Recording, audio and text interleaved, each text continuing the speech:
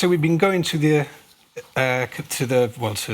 meeting every year for 30 years. Every year, the Fourth Committee and the General Assembly reach the same conclusion. There should be a bilateral negotiation between the UK and Spain. What's the value in continuing to attend? Well, I think you have to answer that question by looking at the opposite situation. What is the position if Gibraltar is not there? Is it that Spain is not going to turn up and the committee are simply going to gloss over the issue of Gibraltar? As we saw in the years where the GSD administration and the Peter Caruana decided not to attend, the only voice for Gibraltar was the GSLP Liberals, then led by Joe Bussano, with me in support of him, and then when I went as leader of the opposition in 2011.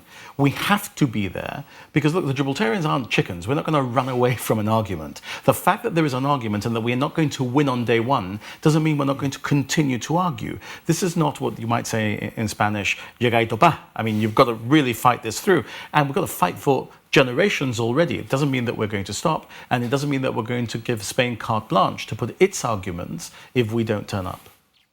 And well, speaking of Spain, a rather curt and relatively succinct, considering what we've heard from other years by Spain.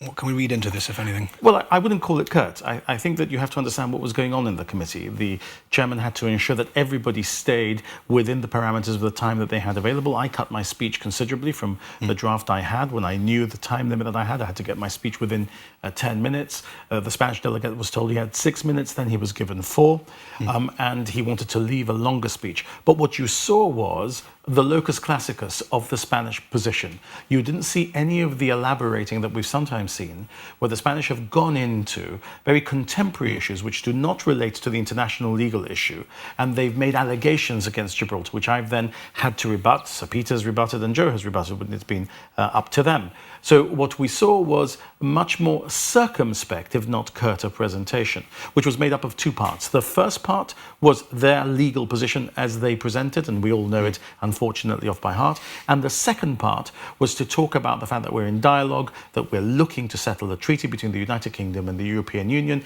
in relation to Gibraltar's future relationship with the European Union, in particular Spain. He didn't get to that part, and so I saw that Spain was, like Gibraltar, hoping to be able to announce to the international community that we have a deal for the future relationship between Gibraltar and the European Union in that treaty between the UK and the European Union as soon as we can, if we're able to reach those final arrangements. And you met with the chair of the committee. Gibraltar has repeatedly called for a visiting delegation. Does that seem any more likely than it has previously? Well, look, it doesn't seem any more unlikely than it previously has. And, you know, hope springs eternal, and I shall continue to ensure that as far as the government of Gibraltar is concerned, the invitation is understood. You'll recall that we had a Latin American president of the committee once, and I actually showed him that we were ready to pay for their tickets to come to Gibraltar. Yeah, so the administering power of the United Kingdom is also making the point that they would welcome a visit to Gibraltar. So these issues are issues that are perennial, but just because they're perennial doesn't mean that the Gibraltarian is going to withdraw into his shell and allow others to win the day and win the argument. We're never going to do that. We're going to keep reminding the committee it's their responsibility to defend the rights of the people of the non-self-governing territories, that one of the weapons they have in their arsenal is the visiting mission, and that one day perhaps, either in their official capacity or not in their official capacity, or perhaps these days using more modern technology to join us virtually in Gibraltar, they'll want to see what it is that Gibraltar is really about, because the point I always make is, if this is a dispute really between the Spanish position and the UK Gibraltar position, and the Gibraltarians and the British are saying to you, come and see for yourselves, and the Spanish are trying to stop you to come and see for yourselves, what does that tell you about the evidence lying at the end of that visit? It obviously supports the Gibraltarian British position.